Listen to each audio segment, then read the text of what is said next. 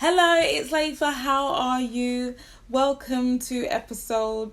What's the date today? Is it the 7th or the 8th of Inktober / Blacktober? So we've gone through, I want to say we're halfway there. We're really not. Anyway, I thought I would draw this person because why not? So I'm just going to go straight into it. HB pencil, and I've got a 4B pencil. The last time, yesterday, was it yesterday? Yep, I was using a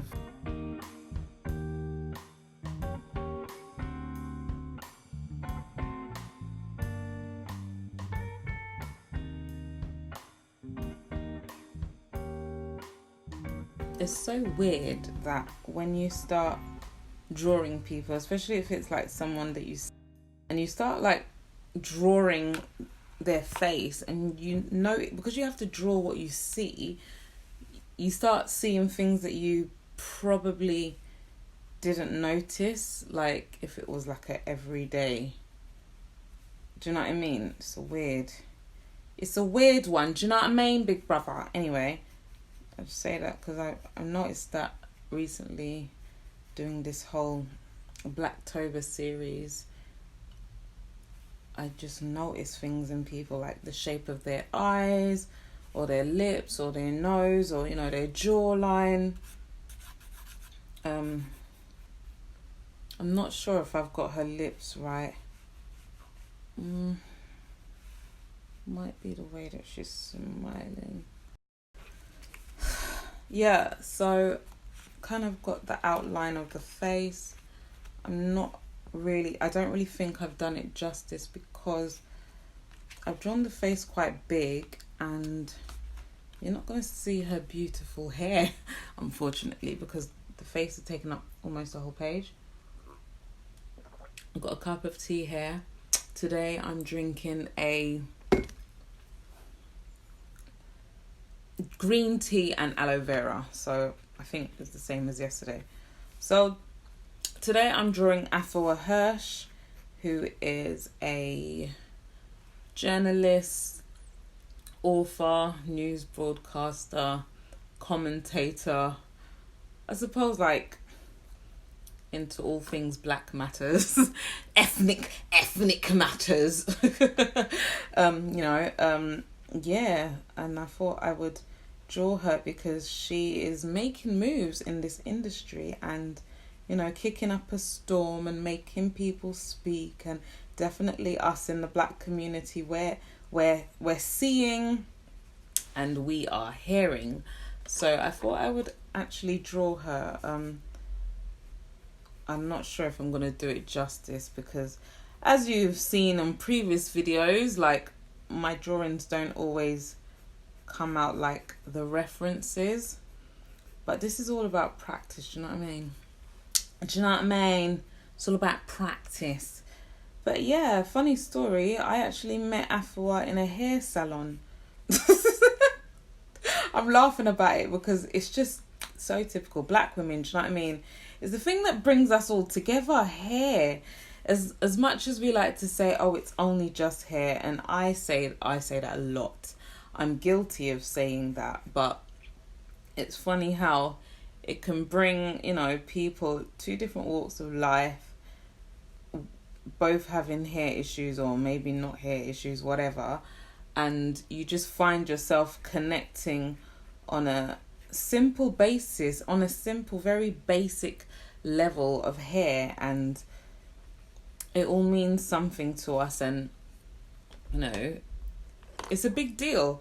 And I think when I met her, she was saying something about having been the first black woman on national TV or so to wear her hair natural on the news or something like that. I think that's what she said. And I was like, oh wow, that's a big deal.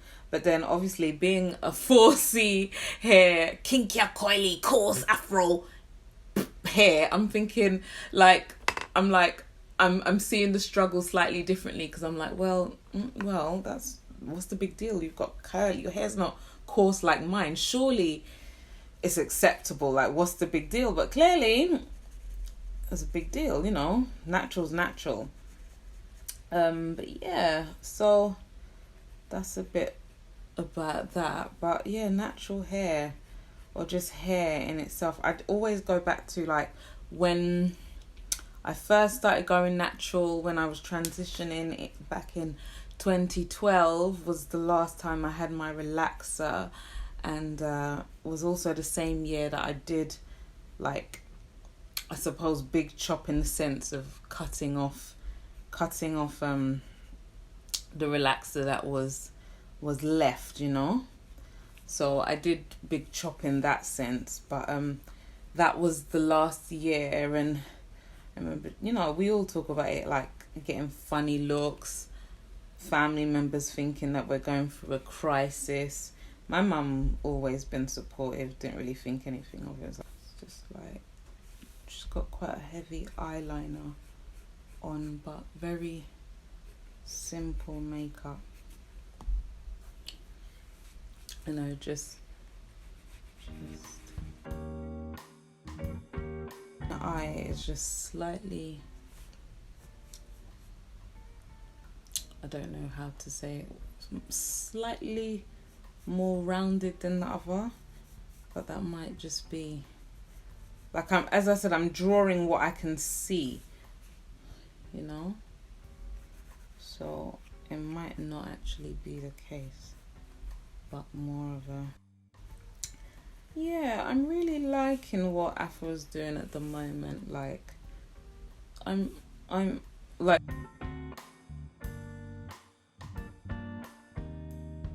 I don't know, like, it's just great that she can use her privilege to, you know, make some noise out there. They're not very arched, they're very straight, actually, her brows. There's a slight arch. That actually reminds me of my mum's brows. Yeah, like her and my mum have got the same birthday. I'm not really sure if I'm getting this right. It's really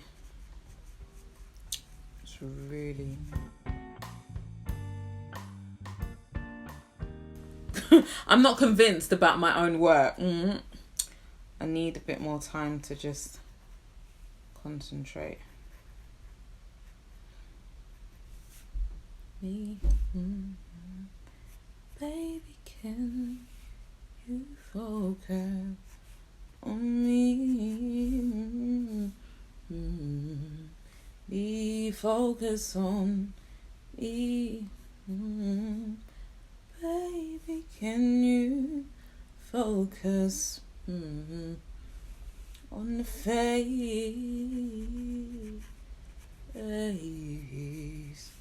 hands and the soul.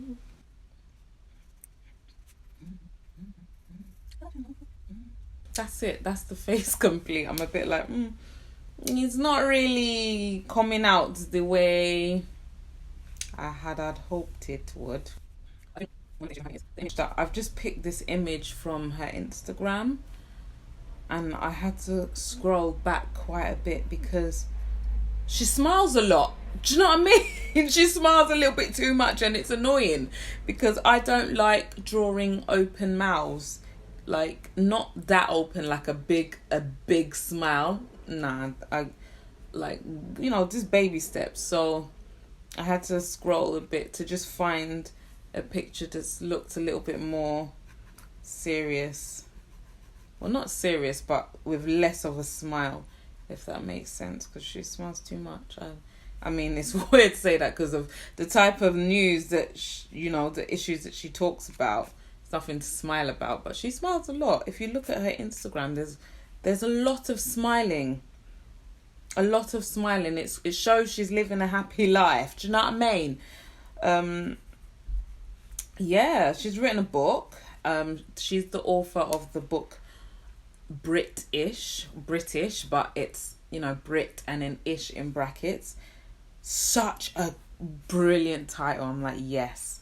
And I've read the book. Well, I haven't finished reading it because sometimes I be reading these books, and then it starts making me feel some kind of way, and I'm like, oh, I'm the one like at the bottom of this chain, so to speak. Not like me directly, but my people, So I put it down because I was like, I'm not enjoying this. And then also I felt like the book wasn't written for me, although it talks about my people and all that stuff. But I feel like the book was like, I'm not the necessarily intended audience. Like, yeah, it's like reading white privilege. The intended audience is not black people, white people, but obviously black people would read the book. And this, I feel like this, I don't know, maybe she'll say that it's for everyone, but reading it, it felt like I'm not the audience. It felt like white people, or like at least a white man is the audience, is the person that she's directing, because of I don't know, so like she's, in the book mentions like certain privileges that she's had, which is like something that, people like myself just can't really relate to, and I can't engage with that. I'm like, well, and it's very well referenced. The book is very well referenced, uses, points, references from other books or writers, whatever, to, get her point across. And that's great, it's cool or whatever. Just not sure if the book is meant for me, that's all. And it's quite heavy. Like, it's just a heavy topic, really. And if you're wondering, if you're into these type of books, like, give it a read. I mean, she talks about the whole, when you are somebody of colour, people often ask you, where you from? And you can't just say you're from London or you're from East London. When you are from East London, you've got a very strong Cockney accent, but because of the colour of your skin, it's just, no, where are you really from? And I doubt that English white people get asked that question a lot. Like, oh yeah, where are you from? Well, it's obvious where you're from. Or like, if you look English, if you look white, I don't know, unless you're an immigrant, migrant. I never know what these words are nowadays. But yeah, I just felt like it'd be great to recognise her in this series because of all the work that she's putting in, and she's making moves, doing bits and bobs in the industry, and it's not going unnoticed. Definitely not. I think she was recognised in this year's Black Magic Award, which is a fairly new award that started here in the UK, and it was, oh god, okay, wait, I'm not sure if I'm gonna finish this. A fairly new award that started here in the UK.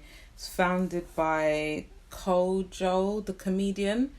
I don't know if you know who Kojo, the comedian, but he's a black British comedian. He's been in the circuit for a while doing bits. He might be more well known now because he was recently on Britain's Got Talent, and Simon gave him the golden buzzer, and that was a moment. That was a real moment, Yeah, he's one of the founders of the event.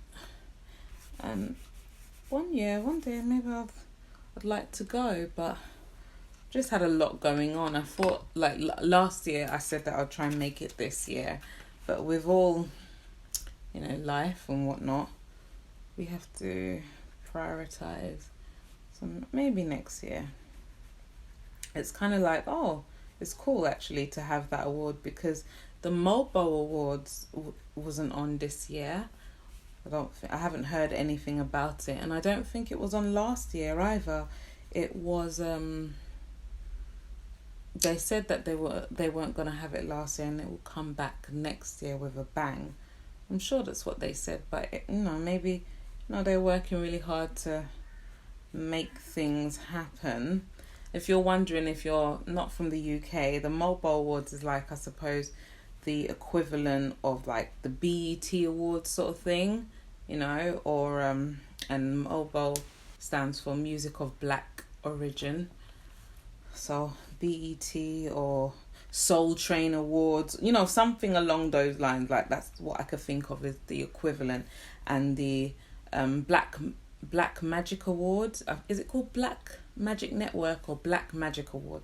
One of those. And obviously that's kind of been coined from the whole Black Girl Magic hashtag. And so that award doesn't just recognize people in music, but just people, black people, most specifically black British people, who are making moves and working really hard, doing bits within their industry. So that's quite nice, That's quite nice. I'm just not getting it. I'm just not getting it. I'm like, just not really getting it. It doesn't even look like a A. And the forehead will just continue to go off and off. This is hair, all right? Doesn't look like it, but it is, okay?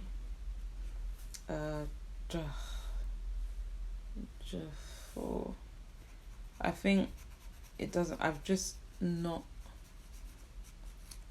this isn't the best image to have used. I've had to blow it up, and then it's not really.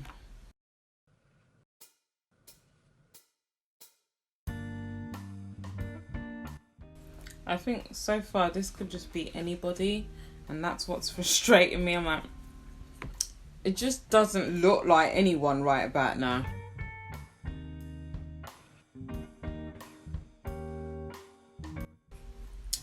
I think it's really interesting the sort of times that we're living in right now. It seems really cool to be an activist and to have a mouth and to be really woke about particular matters. And some people are, and they're just still empty. They are very woke but very empty. And I wouldn't call myself woke. I think I've said it before, because I'm awake, but being woke is too mentally draining. It's too much.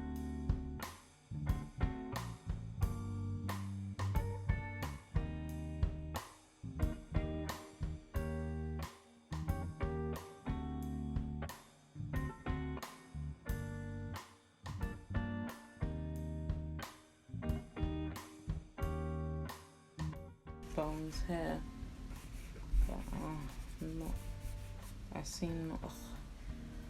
I think I've done the face too big, so it just makes it really difficult to see if it looks like her or not.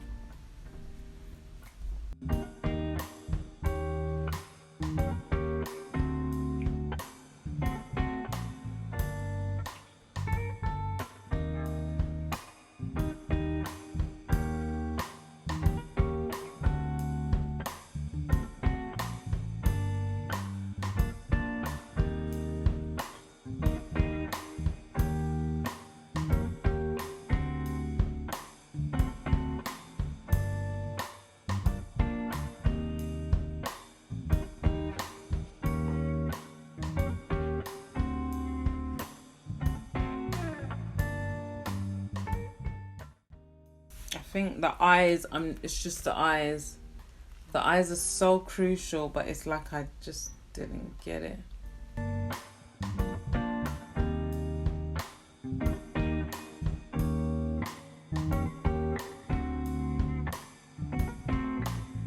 Mommy, what did you? I'm drawing. Mummy is drawing, but it's not really coming out like I'm drawing. Mommy, what is that? That is this person here.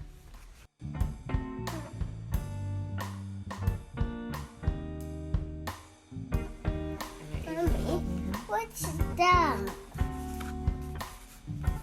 Mommy, what is that? Mommy, what is that? It's a picture.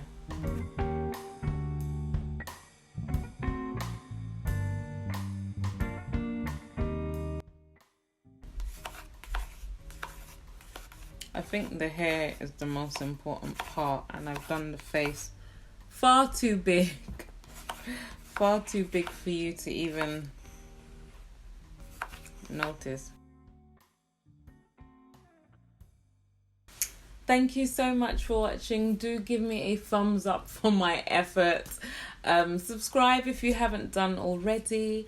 And while you're there, hit the notification bell. And until my next video, think smart, work hard, make it happen. Bye.